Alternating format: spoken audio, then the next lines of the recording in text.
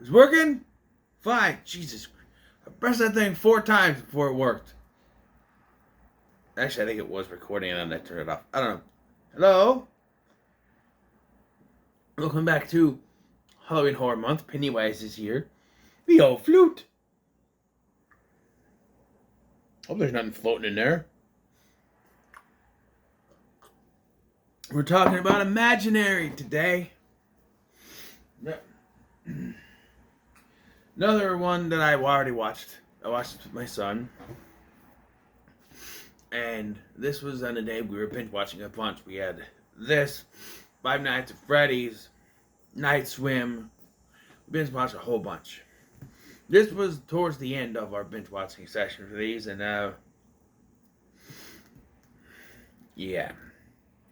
I turned off halfway through this movie when we first watched it. And do you know how I know that I turned off halfway through? Because halfway through, Betty Buckley shows up to give some exposition on Imaginary Friends that I'm sitting here watching now going, wait, what? Huh? I did not remember that. What? Yeah. So, here's the plot. Tell me if you heard it before. A family moves into the childhood home of one of the parents and weird stuff starts to happen. Every horror movie ever, right? Been there, done that type of situation. You have DeWanda Wise, and she's pretty good in this, but the script's not doing her any favors. Like, at one point in the film, I'm watching this and I'm thinking, okay, we're getting ready to go to the climax. I checked how much time, and then the older stepdaughter kind of tells the stepmom to fuck off, basically. No, my sister hasn't disappeared. She's missing. I'm gonna go try to find her. And I went, wait, why aren't we gearing up to go find? What? And then I looked, and we got 40 minutes left of this movie. We were an hour and 4 minutes in. This movie's an hour and 44 minutes long, and we had 44 minutes left. We have 40 minutes left of this movie, and I went, what? And that scene is kind of redundant because as she goes looking around, she finds Betty Buckley, who then tells her the exposition, which she then believes after Betty Buckley tells her. So I don't know. There's just so many twists and turns with this movie that are just so unwarranted. My biggest question coming out of this the first time is, why was there no male presence in this movie? The dad is non-existent at this point. The two big male roles are wasted. And I'm not trying to be that kind of guy that, oh, we need a strong male lead. But when your only male roles are a guy who's in a mental institution because he went nuts, and the dad who just so happens to be out of town for no reason other than he has to be out of town for the plot to work. Why even have men in the picture? The whole premise is that, it's a family trying to come together, right? Where the stepmom is trying to connect with her stepdaughters. And the dad, who should be the pivotal point of trying to get his daughters and his wife to communicate, just bucks off to a musical concert thingy, whatever he's doing. Because we don't need him in the script. Then why have a dad at all? I was thinking of this when I was started watching this morning, and then the dad left, and I'm like, why couldn't it just be the dad died, right? Think about it. Let's say she got married to this guy, and the dad died. So now she's adopted these two children and has moved in to her childhood home. You cut out the middlemen there, because the dad adds absolutely butt kiss to the overall plot. You take him out, there's no change. Her dad, on the other hand, DeWanda Wise's dad, is better because he adds to the exposition of why he's cuckoo nuts, connects to her childhood. But the other dad adds nothing because they couldn't think of anything to write for him. And that's just my biggest problem with movies nowadays, movies and TV shows. Why does everything need to have a female-led show? You know, like Star Wars, right? Star Wars is for boys. Let's bring that back. Star Wars is for boys. I grew up, Star Wars is for boys. Girls got Barbies, alright? Girls got Polly Pocket and all that shit. Star Wars is for boys. And you wonder why no one watches your Star Wars shit. Because all the new stuff is female-led, and that's why. Why is no one watching Marvel movies? Because they're all female-led. It's becoming the MCU. Look at all the major characters. They're all women now, basically. Apart from Captain America. But we've seen Captain Peggy Carter within since Phase 4 started. We've seen Peggy Carter more than we had the real Captain America. They're pushing female agenda bullshit. And I'm not saying men need to dominate, far from it. But let's get a little more even now, please. Not everything needs to be female-led. And horror, I get it. Horror has had female-led stuff before. I get it. But this was almost insulting to the point where you have a dad character. The two main male characters in this film are portrayed as a cuckoo nutso and an absentee father. That's disrespectful, right? Oh, but you're precious women. You're precious women. They can't be seen as fallible in any way, right? Except for Jessica, our main character here. She has a little bit of fallibility, but still. Sorry, I'm ranting. It just frustrates me to no end, this whole reliance on female-led movies and media, when a little more equality would be appreciated. Not everything needs to have a female lead. You can have both a male and female lead, right? And here's an example. The new Jurassic World movie, led by a female. Now, you can't really complain on that, because there's been male led. I mean, Claire was sort of a female lead too. She did sort of take over in that last one, but still. And I could say Jurassic Park plays into it's for boys, because dinosaurs. Yeah, Jurassic Park is for boys. Screw the women. I don't know. Anyway, back to this movie I'm talking about. Because it's not, when it comes to the female stuff, it's not terrible. I just feel like it disrespected the men in this movie. Really. Because they don't do shit. Right? Like, if I was writing this, Jessica's dad, at some point, he snaps out of it and realizes he has to go help his daughter again. He comes to the rescue. Now, I'm not saying he's the one that saves the day, but he is able to hold back Chauncey to where the girls can get out. But he doesn't do anything. He's just in a bad and he's nuts. And the 2 times, in fact, there is a thing. So, they move back to this her childhood home, and the little girl, the littlest one, Alice, she starts to talk about an imaginary friend named Chauncey. And she's carrying around this bear. And then you have the older daughter, Taylor, who is from the Mighty Ducks Game Changers, by the way. She's taking pictures. She's seeing a creepy old lady, it's Betty Buckley. And she meets this guy, this other teenage boy, Liam, who's like, so why do teenagers think they can entice teenage girls with, hey, I know a place that doesn't card you, I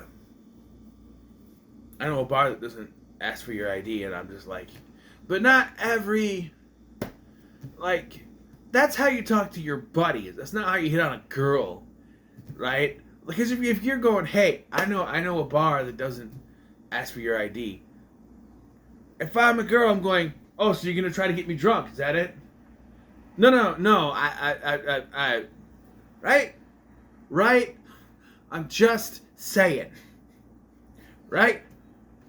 That's how you entice your buddies. That's not how you entice a girl. But that's his pickup line. And I love how Jessica pops up. Oh, That's nice because I always forget mine. I guess she doesn't drink much. Oh, well, she's like 40, so she doesn't really need. I mean, I don't get carded anymore when we. I rarely go to a bar though. I just buy it from a liquor store.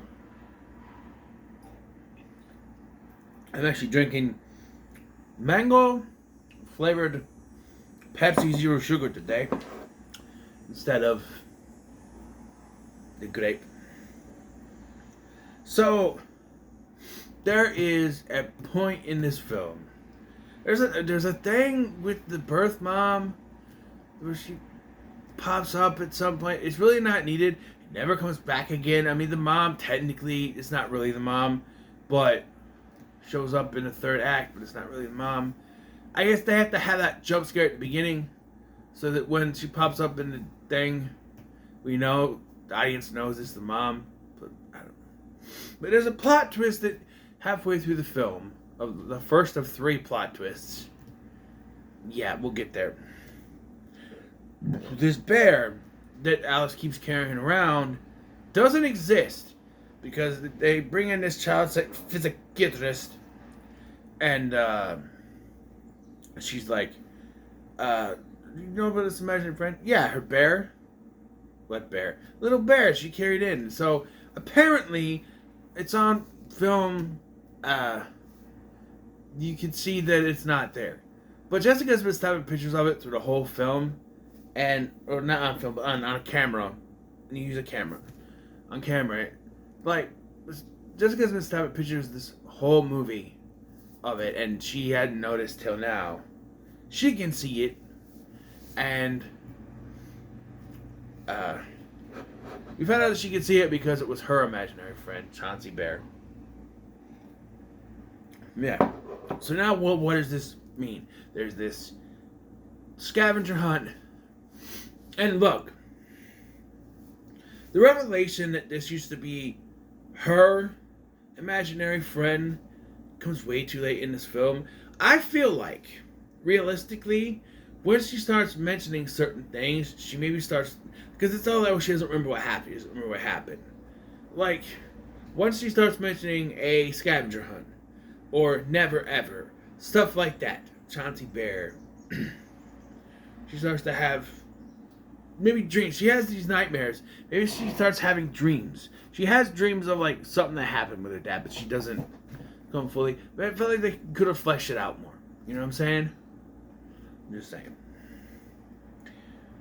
So, this scavenger hunt, once she completes it, she can go to this special place that Chauncey wants to take her, which, by the way, if I'm a parent, which I am, if my son came up to me and said, hey, Zeke, I like it, wants me to complete this, he's going to take me to his special place, I'd be like, yeah, no one's going to take you to their special place. That sounds creepy. No.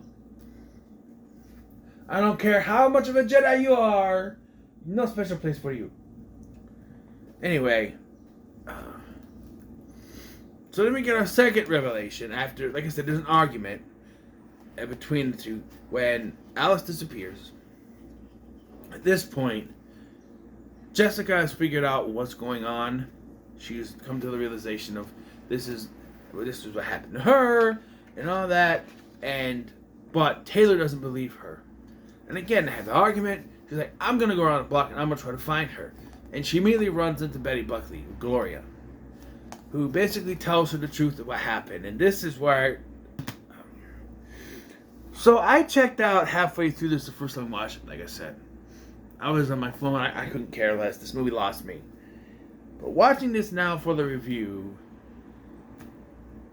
I want to know, 1, what they were smoking when they wrote this. And 2, can I have some? Because this must be some good shit for what you wrote. So we found out that imaginary friends are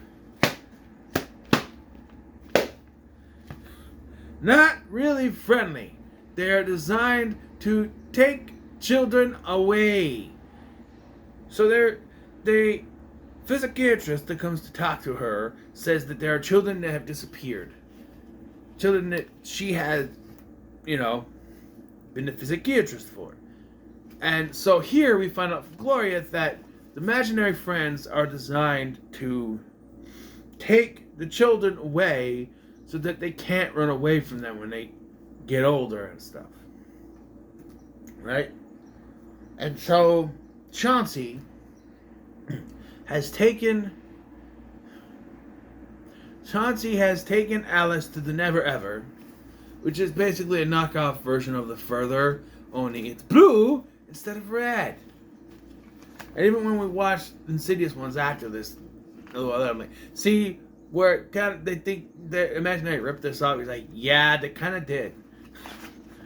Yeah. And so now Jessica, Taylor, and Gloria have to complete this scavenger hunt, which, something that really hurts. She says something very mean to Taylor in order to be able to open the door. Plot twist number 3. As soon as they get in there and start looking around, Gloria basically isn't on it. She locks them in and says, no, Chauncey wants you. That's what they want. And then plot twist number 4, Chauncey eats her. This is where the movie really lost me the first time I watched it. I'm like, big giant bear monster. What? What are we doing? No. So Jessica decides to save the girls. She thinks she's out. She's talking to her dad. Plot twist number 4 or 5. I don't know. They're still in the Never Ever. Right. And the girls come to save the day. Yeah, there's a whole thing with the mom. The birth mom shows up, but it's not really the birth mom. And they build the doorway out, but it's not the way out. And they eventually burn the freaking house. Dad still doesn't come home through all of this. I thought maybe he showed up at the end, but he doesn't. And then we copy. There's so much ripping off in this. Okay, rip off number 1. Creepy old lady, played by Betty Buckley. We've seen it in The Happening and other creepy movies. Okay, rip off number 2, The Never Ever, driven off the Further. Rip off number 3. They literally mentioned Bing Bong from Inside Out, and she even calls the imaginary friend Bing Bong, so I'm calling that as a rip off. Rip off number 4. Does this music sound familiar to you? Boom, boom, boom, boom, boom, boom. Boom, boom, boom, boom. It's Home Alone. The music is Home Alone. It's the same music. And then if that wasn't enough, the ending rips off Poltergeist, where they go to a hotel and they, instead of the TV thing, here they see that someone's talking to an imaginary friend who's like a stuffed bear, and they're like, let's go to another hotel. Ripping off Poltergeist. Let's do that. And even if you think about it, something from inside the house trying to capture a little girl. That's also Poltergeist. That's also Poltergeist. Yeah. Yeah. One more. Yeah.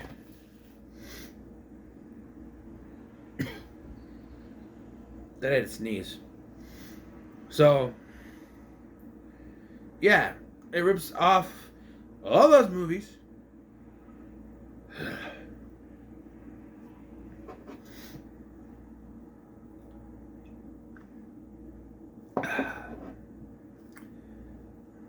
When I saw the trailer for this, I wasn't into it. But I was trying to buy all the newer horror movies I could for Halloween Horror Month. And I figured, hey, it's PG-13. Yeah, that's right. We get one F-bomb. And it's by Taylor. After she says the mean things, she's like, fuck Jessica, that was brutal. I did like when there was some things that made me laugh when the boyfriend or Liam, he gets like tortured by the thing, and he thinks it's all in his head because he thinks he's taking Molly's, and he's like, you giving Molly's to my 15-year-old, and mom's like, Liam's mom is like, These aren't mollies. This is my allergy medicine. Then the look on his face when he realizes, shit, all that was real? Because he thought he was hallucinating stuff. And then come to think it's allergy medicine. So he's like, what? Are you telling me I actually saw that? And he like doesn't want anything to do with the house anymore. Again though,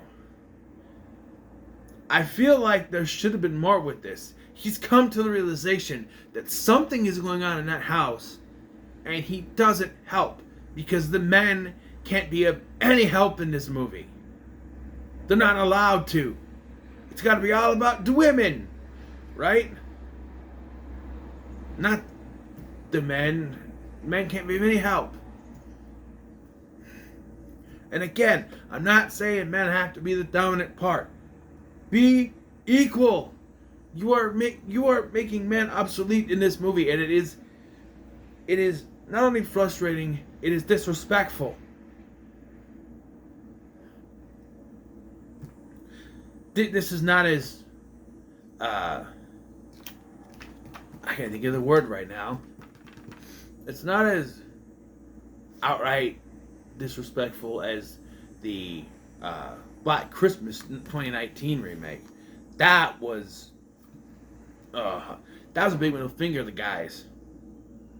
But over there, they were just berating men.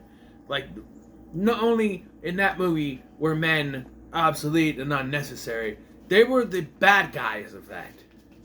They were the villains. Even when they were trying not to be, they were still treated like they were. Here, the men are just they're not needed, I guess is what the phrase should be. But I'm going to say this is not worth your time. It's not. Yeah.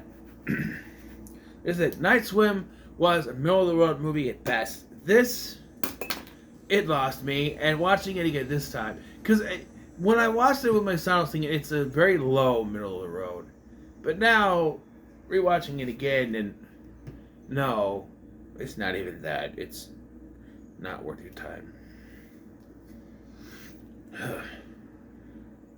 I still got one more Blumhouse movie to do before I can work on my ranking, I guess. That's going to be a while because I had to schedule it for next Saturday, not this Saturday, next Saturday, the 12th, if you're watching this on the day this comes out. But, yeah, so what are your thoughts on Imaginary? By the way, having seen both of them, If is a better movie. If it's good. Let me know in the comments below what you think of this movie. Thank you for watching. I'm Scotty, and I'll see you in the next one.